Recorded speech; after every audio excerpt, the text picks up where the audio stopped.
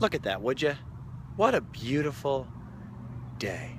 A beautiful day for a stroll in the park.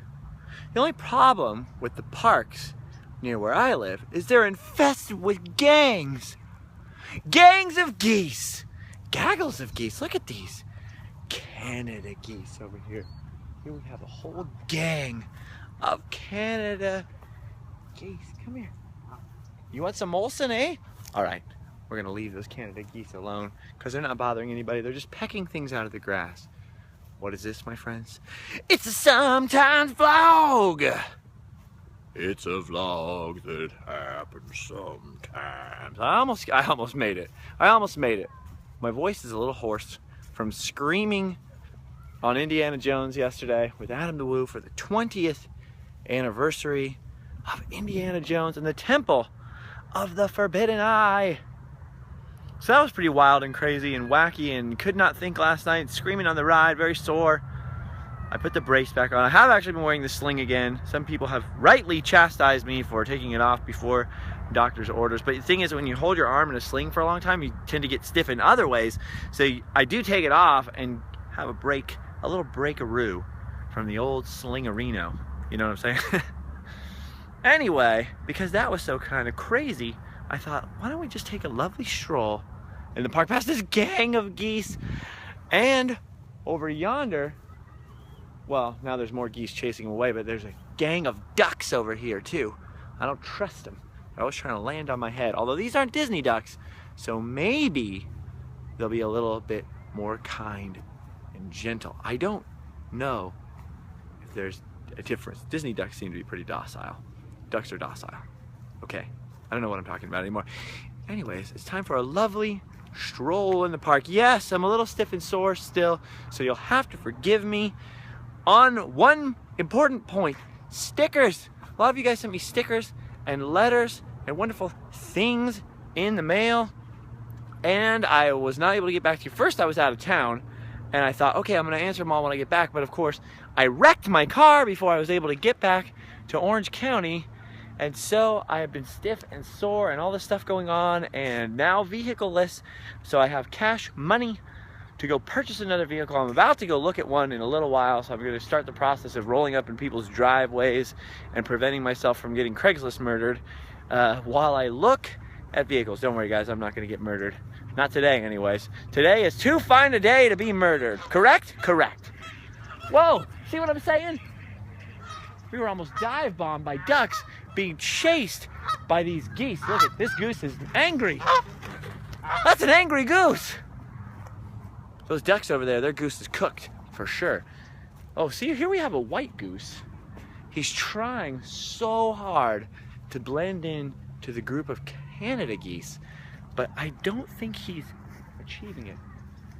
Or is that a young Canada goose? I've never seen a white Canada goose. A Canada gosling? I'm not sure. I'm not sure the developmental stages of the Canada goose, even though I do have family from Canada. Okay, that's enough about the geese. He seems a little nervous, so we're gonna leave him alone.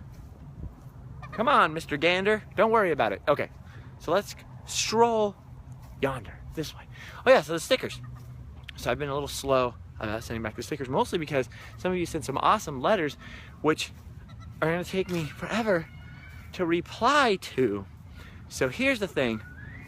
My buddy, Adam the Woo, does a thing where when he gets the mail sometimes, if he has people write on the mail if it's okay to read it on the vlog that he does every day, the Daily Woo. And I was thinking maybe that's a better idea if I were to open some of those things and read some of the letters, or then I'd be able to answer you faster by doing it in a sometimes vlog. I don't know, you let me know what you think of that idea, because writing back is starting to get harder and harder because my day is so full of crazy stuff. So then I just have this stack of stuff there where I don't send the stickers faster, because instead of just sticking a sticker in an envelope and sending it back to you, there's these letters and I read them all. But then to take time and reply and write it all out on paper and mail it back and make sure, you know, I want to take the time, it gets a little much with what's going on at the moment. So I have got them all. I really appreciate them all. I was actually going to say the coolest part about the whole live fast, die poor thing and all the positivity. And see, I was in bands for years and years and years. Okay, so we're gonna have to backtrack. I was in bands for years and years and years, almost like therapy, to put all my negative feelings and thoughts and emotions, almost like automatic writing. I never really thought about what I was writing. Write songs and put it out there and being creative, but not really in a negative way. I mean, it was sort of therapeutic, but kind of, I don't know, it wasn't really doing the same thing. What's totally different about Live Fast, Die Poor is when we started doing different things, we started Random Land and all these different projects that we started, and the articles, the website, we set out to not talk about sex, religion, or politics, so that as much as humanly possible, although those are part of human existence, so it's not possible to entirely avoid them, just so mostly so everyone could enjoy it, so everyone could kind of agree and get along, number one. Number two, we decided we wanted to, as far as possible, eliminate cynicism, because there's sort of a plague. Have you noticed a plague of cynicism online? Like, not that there's anything wrong with some raunchy jokes or talking about politics or religion or anything like that. All,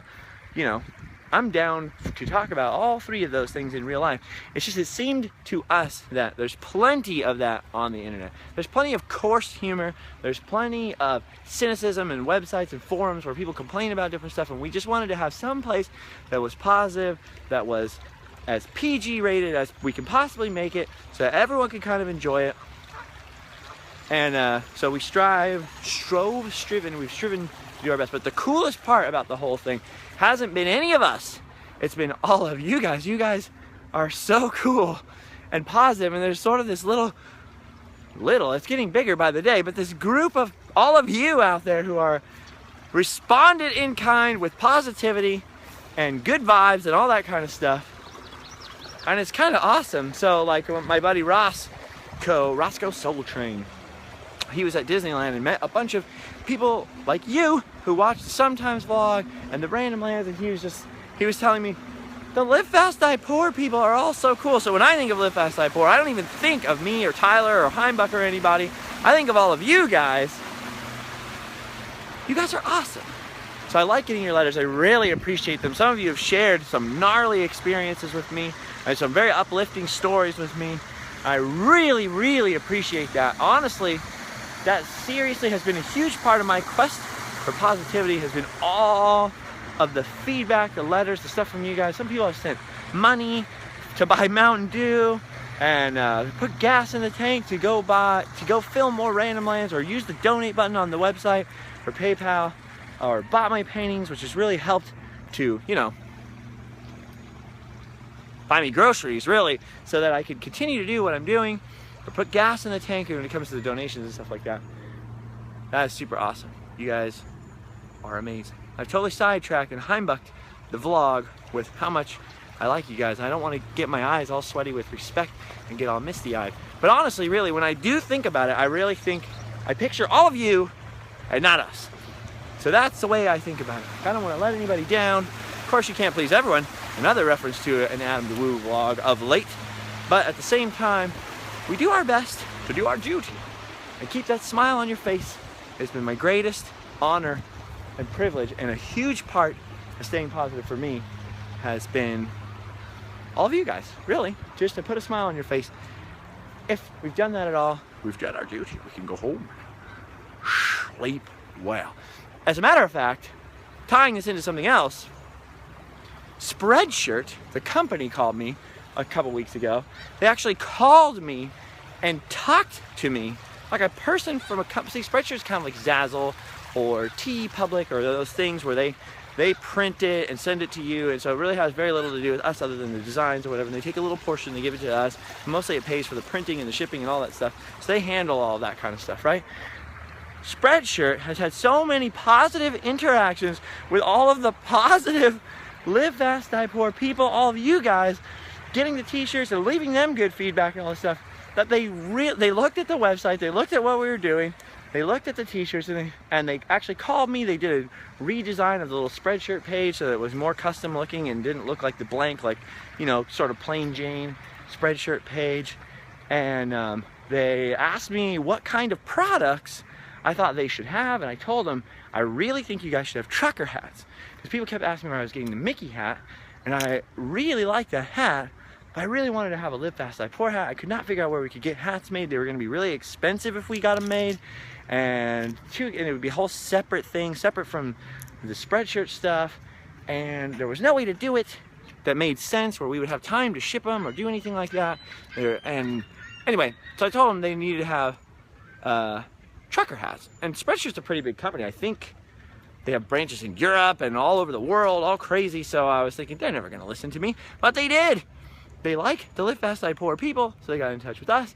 So they're going to add trucker hats apparently very soon. Anyway, they could not have been nicer, better, more awesome people. The reason why I chose Spreadshirt over any of those other print on demand, this gets a little nerdy and graphic designy, is the printable area was much larger. I'm a big fan of like 1970s shirts that were big print. Most silkscreen t-shirts ended up being an 11x17 print because for years it was easier to print film on 11x17 transparency, so bands and anybody silkscreening their garage ended up with these very small print areas. So t-shirts got smaller and smaller and smaller as more and more t-shirt startup things. It's smaller screens. It's hard to explain with the whole screen printing process, but over time the trend was smaller and smaller print. When I started my last band in 2003, I went full big print. One of the silk screening companies in Southern California, which is really good, and they still do a lot of work, which is Dead and Buried, which were friends of mine, they really liked that, so their band started doing print, so big print. They started offering big print for a lot of other big bands like Norma Jean, all these big bands. They started doing big print, so the trend swung the other way, and the only print on demand site, like print per order, what print on demand basically means that instead of having a whole warehouse full of t-shirts that cost a lot of money to manufacture, and then they have to, you know, send them out one at a time, they have a whole bunch of, you know, oh, we didn't sell any smalls, so we have 50,000 smalls in a warehouse or something like that. They can print digitally one shirt at a time, so when you order it, they make it for you at the size that you ordered, because they have, instead of silk screening it in mass, like mass producing it, they produce one. So that's why it's a little more expensive than a silk screen t-shirt, but it's just as good. Not only is the quality really good, especially when you first get it, it's a little like iron-on-y feeling, but when you wash the Spreadshirt shirts, they get really soft, like a silk screen. So I love that. But the big thing was they had this big printable area, bigger than any of the other things. And I got a shirt from them that I designed for Adam, and I loved it. I loved it. I loved it. I loved it. I loved it. But so then it turns out the company is actually super, super cool. The people that work for the company are super friendly and cool. They really care about the people, not just the people like me who use it for designing shirts and different stuff like that, but they also really care about the customers, and they ask us, well, what do the people who, you know, get the t-shirts think of the shirts and different stuff like that. So the feedback button on the livefastdiepoor.spreadshirt.com, that's ours if you haven't been there yet, that goes directly to them, and they do actually listen to what you guys say. So if you have any comments or suggestions or different stuff for Spreadshirt, that's definitely the spot to use it. But I highly recommend them if you're an artist or you have a podcast or you do anything like that. And no, they're not paying me to say that or giving me anything extra. They're just really super cool, and I like to return coolness with coolness. A coolness for a coolness, that's what I always say. Yeah, highly. I don't recommend a lot of companies for anything because I don't interact with a lot of companies, but I will tell you, in years and years of being a graphic designer, working with print shops and different stuff like that, never was I more keen to give a plug or a shout out to a company in my entire life. They're awesome. Super excellent customer service as far as helping me, and super excellent customer service as far as helping the people who are ordering the shirts. They're just really cool. So, shout out, which I never really do. You'll have to excuse that. It's not even a plug for our shirts, which you can find at livefastdieport@spreadshirt.com. There's a plug for our shirts.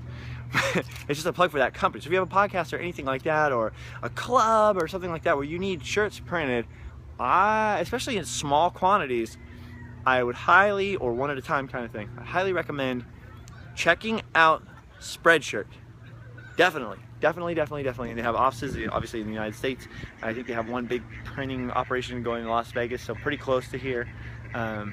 So that they get shipped out really, really fast because they print them in different spots. See what I was talking about, those gangs? There's gangs. Gangs in the park, running the park. Luckily, I speak their language. I speak the lingo of the duck streets. I speak the language of the pond. The word on the pond is that this is the sometimes vlog. I don't know what I was going with that. Anyway, so you want to get real? Let's get real. It's like that line from Batman. You want to get nuts? You want to get ducks? Let's get ducks. My finger is ridiculously close to that duck. Have you ever been bitten by a duck? I have been bitten by a duck. It hurts surprisingly more than you would think it hurts. Because ducks almost have like little, it's hard to explain. Look up duck teeth and you'll see what I mean. Don't bite me, okay? We're friends. I'm not gonna bother you. You just hang out right there, take a nap. It's cool. Okay. You wanna get nuts? Let's get nuts. Come on, let's get nuts. Michael Keaton's so genius as Batman. He's so good. I grant you that the Christopher Nolan trilogy is super epic. It is the best, maybe superhero trilogy of all time, maybe, I don't know. It's so good, but Michael Keaton in 1989, Tim Burton, Batman, Tim Burton, Michael Keaton, Jack Nicholson as the Joker, always hold a very special place inside of my heart. Okay, what was I gonna say? So keeping it real about the quest for positivity. Obviously, you know, I wrecked my car. You know that by now. If you didn't know that by now, I wrecked my car. Thing is, I was auditioning to be a crash test dummy and I didn't know the right way to do that, so I decided to check my airbag right when a guy was checking his brakes in front of me, and it didn't turn out well for anyone really at the moment, but it's actually okay. It's just a car, no worries. Gonna get a different car. Hopefully it won't be a lemon. I'm not very mechanically inclined, so hopefully I don't heimbuck myself by picking the wrong car. I want to talk about something somebody was talking about with me on Twitter today, which is therapy.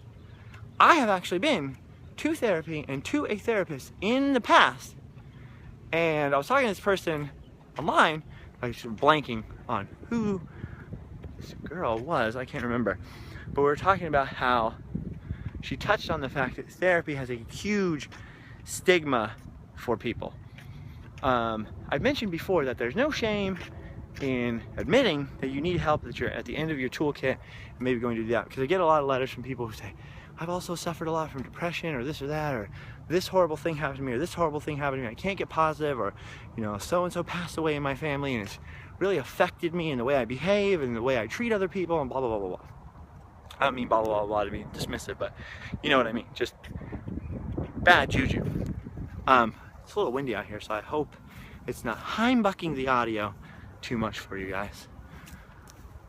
So, what I recommend, honestly, to a lot of people is, if you've been depressed for 10 years, if you've suffered, maybe you think you might sometimes think maybe you have bipolar disorder, or you're depressed, or you've just been grieving and you haven't been able to move past the death of a loved one, or a traumatic thing happened to you that you notice a big shift in your life afterwards, that you really changed, maybe for the worse, that you haven't been able to get past something in your life or get past some mental block.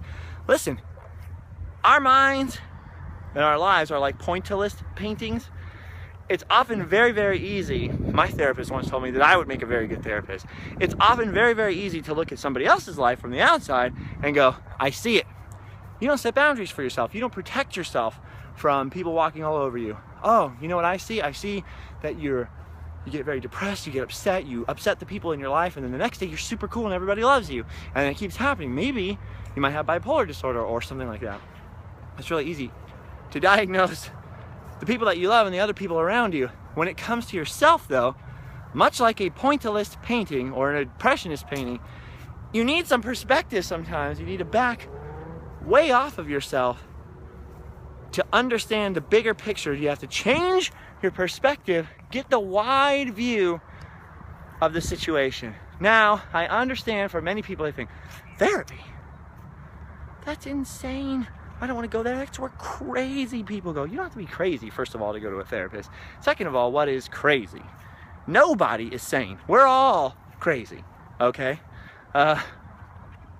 It's really kind of like, I would liken it to the stigma around going to a mechanic if you're one of those manly men, you know?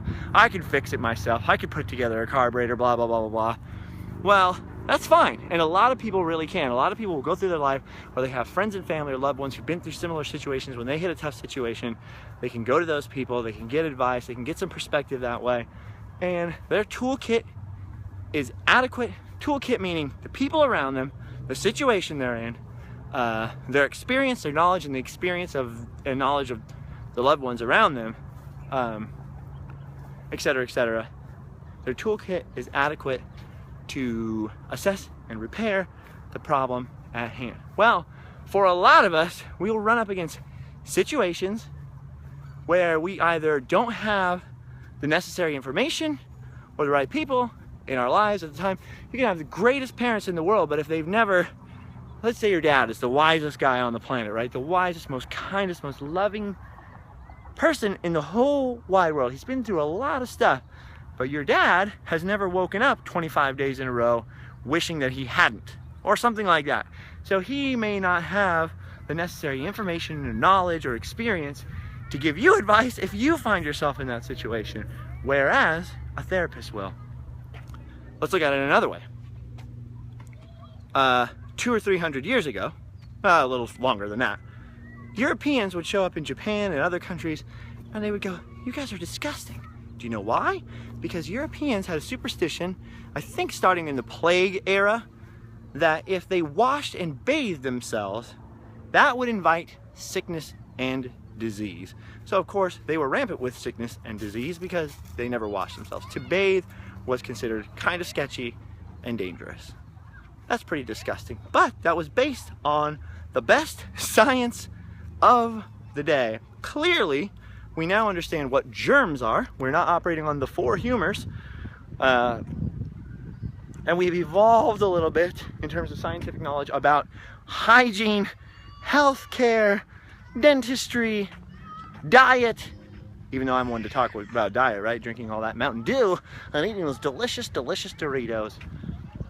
But we know what we're talking about when it comes to those things, and most people have accepted them. Well, in the last, even the last 10 really, but the last 10, 20, 30 years, things have changed a lot in terms of psychology and being able to study and to map out the brain, how the brain works, how different, we've been able to study and catalog, and with computers and the internet, they've been able to, the scientists and therapists and psychologists have been able to, psychiatrists have been able to talk to each other, cast these way wider studies. We now understand human behavior more so now this year, as opposed to even last year, than we ever have in the history of the planet, ever. So you could have the greatest parents in the world, the greatest grandparents in the world, greatest people around you. You yourself could have read a really great book a lot of years ago that helped you, and now you find yourself struggling. There's a lot of new information out there. So you may reach the end of your toolkit. You don't have to be insane or crazy or even have some kind of mental disorder. It could just be that you have a lot of stress in your life. You don't see that it's coming from someone. Maybe you had parents who did the very best they could with the best information at the time, who told you to suck it up and were cruel or something like that. Accidentally, you could have the most accidentally cruel or abusive parents in the world, where you had an upbringing that for you and your personality was not very psychologically healthy. There could be damage in there, or maybe you hit a traumatic situation, and it could have been years ago and people gave you the best help available at the time.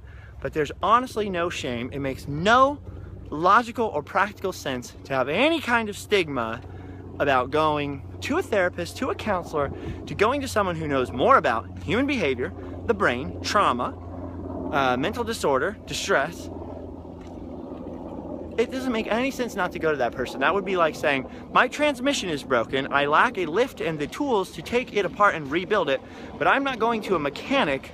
I'm just going to put my car in the garage and stand there. It makes no sense. It's like the guy who won't ask for directions and he's clearly lost. Well, it's literally like that, isn't it? Because sometimes we just need directions from someone who's either been there or dealt with a lot of people who have been there, would train, especially an experienced therapist or counselor or somebody like that. I'm not talking about a psychiatrist, someone who's going to pump you full of drugs. People are very afraid of things like that. There's a lot of weird, bad stigma. I'm talking about simply a counselor, somebody who really knows a lot about human behavior, stressful situations. They've dealt with a lot of this stuff. So I have absolutely no shame in admitting that me personally, I will put myself out there and say that today was the 2nd week in a row that I just visited a therapist, starting last week after I got back from the crash.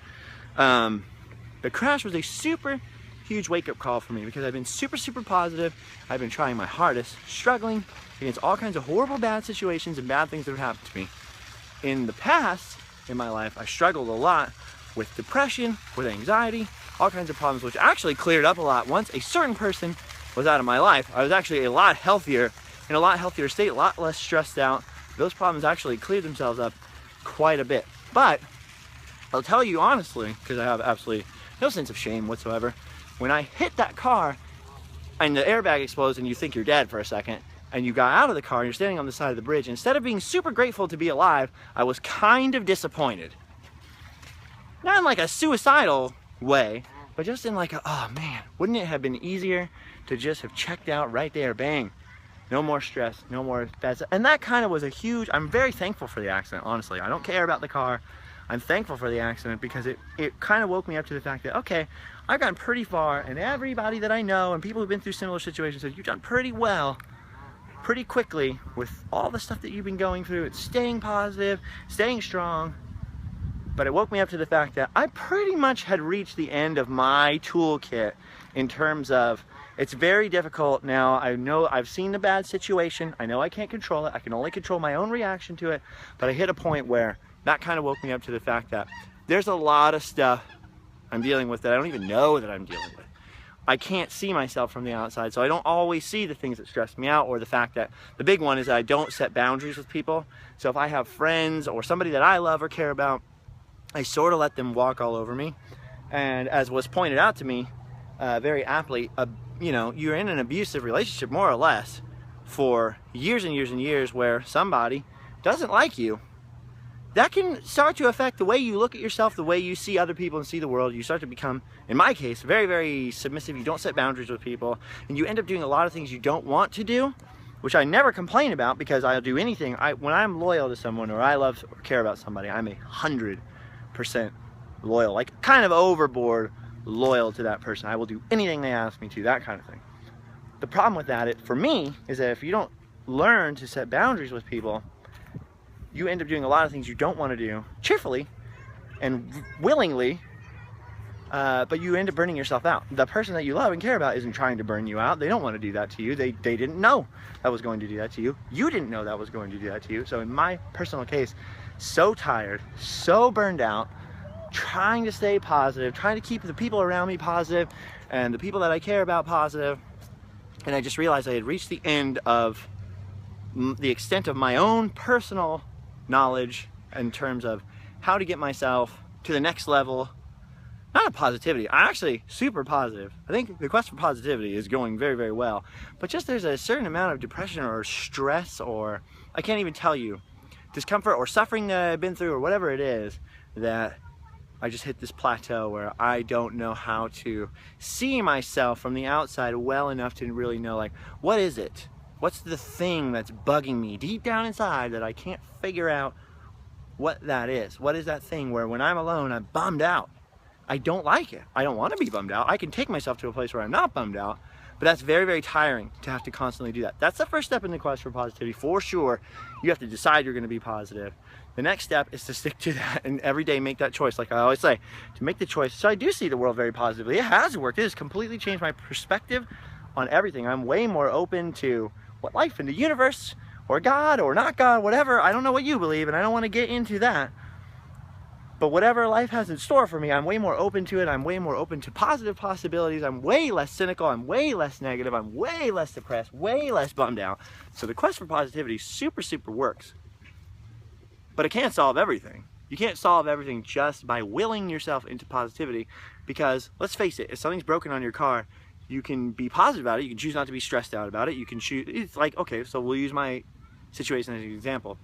At this moment, I have no car, and a little bit of money should be enough to get another car, but most of the cars are priced pretty far above what I've got. So I could sit here and be negative about it. I could say, oh, I'm never gonna, this isn't gonna work, this is stressful, this bums me out, I wish I had my old car back, that kind of thing.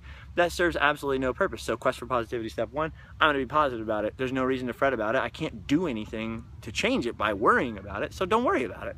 So just do your best, go forward. Choose every single day to be positive about it. If I don't have a car, well, I'm borrowing a car. I have a car right now, it's just not my car, you know what I mean? So then you go, okay, so things aren't that bad, they're gonna be better, blah, blah, blah. But at the end of the day, I still have to get a car, correct? Correct. So the thing still has to be done. So if there's damage in your life, in your heart, in your soul, in your mind, there's no shame in going to a counselor, a pastor, a priest, a rabbi, a therapist, especially if it's something like really bad depression or things that maybe are chemical, maybe they're situational, maybe they're biological. You don't know, especially if you don't know. It's always good. I'll tell you from personal experience, there's nothing weird about it. It's not like the old movies where the person lays on the couch and it's all weird and they ask you about your mother. It's just not like that anymore. They've come, that's sort of the psychological equivalent of, you know, bleeding somebody, bloodletting, you know? That's not the way it goes down, not at all. It's very much like talking to your mother, your father, somebody very close to you who can get close to you. Only somebody that has a lot of experience, a lot of training, and a lot of knowledge that can help you. In most cases, that can help you. I'm sure there's bad therapists, just like there's good therapists, just like there's bad anything, I mean. But for the most part, I have had absolutely amazing, wonderful times going to therapy. And several years ago, I was very, very stressed out, very, very bad situation. The person that I was with, my ex-wife, was very, very negative, a very, very negative situation, very high stress situation. And it wasn't even during this stressful situation, it was afterwards that I just had a breakdown. Just a total emotional breakdown. It's like if you run a marathon or climb a mountain or something and you know the next day you're just too sore to move. It was like that, but just emotionally, just drained, exhausted, just totally lost. It was the anniversary of several family members that were really close to me's deaths. There was like just a lot of baggage or something. And going to a therapist and simply talking about it honestly did the trick. Every single other thing, oh, you're depressed, you know, you go to your, oh, this, you're probably, no, it didn't turn out that. It just turned out that I really needed to talk to someone who could talk me through the whole, this is normal, this is not, you know, this is a little weird, whatever it was, and just get past it. There's a lot of stuff like that where you're so close, you can't see the forest for the trees. You're so close to your own problems, you accept them as being so much a part of who you are in your daily life. You don't even realize sometimes that they are problems. So in my case in particular, there's been several times where this, without therapy, but just I had been stressed out or upset and not realize that maybe there were people in my life that I was spending a lot of time with that were nice, that was fine, I loved these people, but it turns out they weren't really the best people for me to be around in terms of they stressed me out. It just really stressed me out, really draining. They're very toxic relationships with people. Sometimes you don't know that because you like these people so much, you never even think, you wouldn't even think about that. Or maybe your relationships with people are off balance. There's all kinds of stuff like that. We can go on and talk about every hypothetical in the world, but the whole point of the long discussion is because I've gotten so many letters from you guys, because you guys have opened yourselves up so kindly to me and shared so much with me because of the quest for positivity and stuff, that I have absolutely no shame in recommending to many of you, if you feel like, oh, maybe I should see someone. You probably should. It's not that bad. It's like, oh, maybe I should see someone because there's this weird pain in my tooth. It's not bad to go to the dentist. Sometimes it's hard to afford it. Trust me, I understand that. Maybe your insurance doesn't cover it, stuff like that. But there's other things too. There's all kinds of counselors and people out there. So all I'm really saying is, I know there's a stigma to it. I know, especially in the old school, you know what I mean? There's a stigma on both sides, because there's the stigma of only crazy people will go do that, or people will, you know, I don't want to be crazy. If I do that, then people will think I'm crazy or whatever. There's also another kind of stigma, which is, oh yeah, that's for, you know, bored housewives who go in there and complain. I'm not being negative. I'm just saying this is the things I've heard from other people. Oh, that's just so people can go in there and talk about their feelings and pat themselves on the back, you know. No. Let's be realistic. We now understand there's no room for machismo when it comes to science. We now understand a lot more about the human brain, the human condition, the way humans psychologically and literally physically, mentally operate. There's absolutely no shame. There's nothing wrong in getting counseling or help. There really isn't. And maybe you do have a serious medical condition or a mental condition of some kind. If you do, there's no shame in that either. You have ADHD. There's nothing wrong with trying Ritalin. Stuff like that. You know what I'm saying? Or you have bipolar disorder. That doesn't make you a bad person.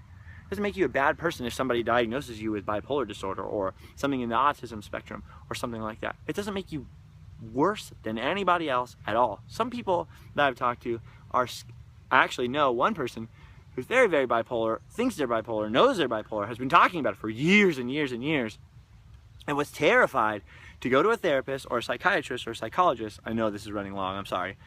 because they thought kind of, if I go there and they say that I'm that, then I'll be that, and it'll be so depressing, and I'll be worse somehow.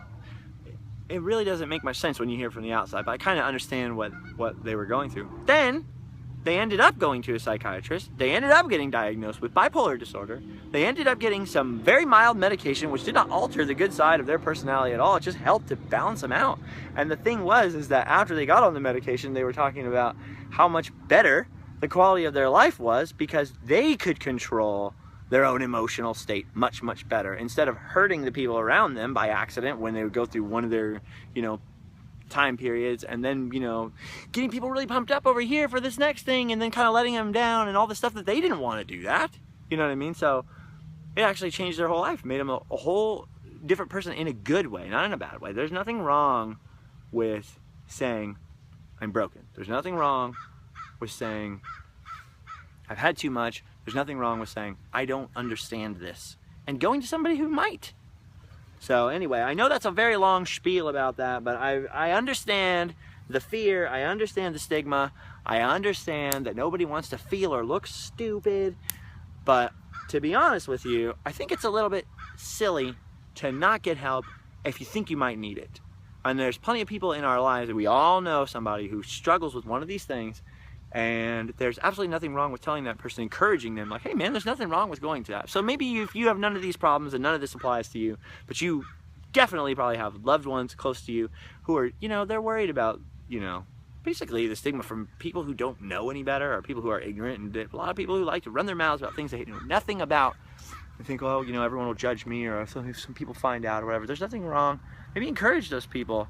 Hey, have you ever thought about this? There's nothing wrong with it. Maybe just put that idea in their head, because that might be the thing that tips them over to getting some help they may desperately need. And remember that some of the strongest people in your life, some of the most tough, strong, get things done people, might be the weakest people on the inside, most unstable, sad, whatever it is, people on the inside. So there's nothing wrong. I think it's important, just like we all fostered a culture of being anti-sexist to kill sexism and kill racism and kill all these other things. I think it's important, personally, a personal thing, without trying to touch on something political or anything like that. I think it's important to foster a culture where people don't have to feel ashamed for getting the help they need, especially something as simple as therapy, because to be honest with you, it's just like talking to a good friend.